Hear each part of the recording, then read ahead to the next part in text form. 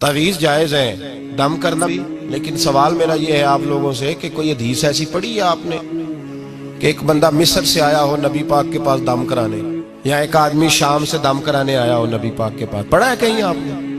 भाई दम कराना जायज़ है, तावीज़ देना, लेकिन ये असल दीन नहीं है कि लोगों ने अब इसी को जरिया बना लिया, इसी से लोगों की दुकानें और कारोबार चलते हैं। ये असल नहीं है, ये जोज है।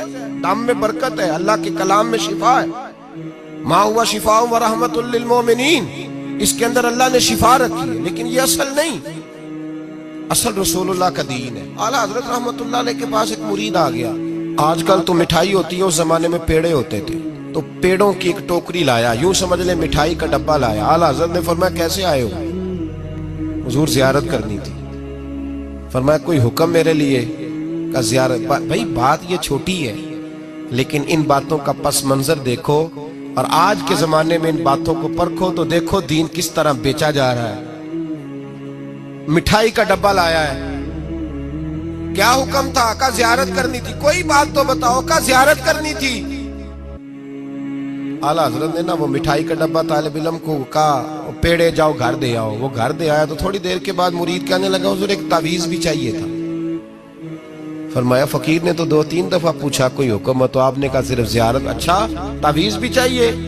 कागज कलम मंगाया, तावीज़ लिखने लगे और तालिब इल्म से कहा वो डब्बा तो ले आओ घर से मिठाई का। वो बच्चा अंदर से क्या डब्बा लाया।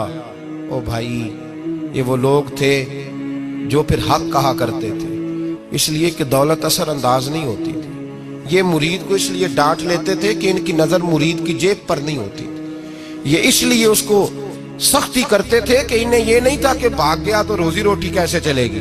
कहा आला हजरत फाजिल डब्बा लाओ, तो वो घर से डब्बा मिठाई का उठा लाए। आला हजरत ने तावीज़ भी दिया। वो कहता है जब डब्बा आया ना तो आला हजरत ने हुक्म दिया ना डब्बा भी मंगाओ। अब उन लफ्जों में जलाल इतना था कि मैं घबरा गया, पता नहीं अब क्या बनेगा। मैं बोल ना सका, डब्बा आ गया।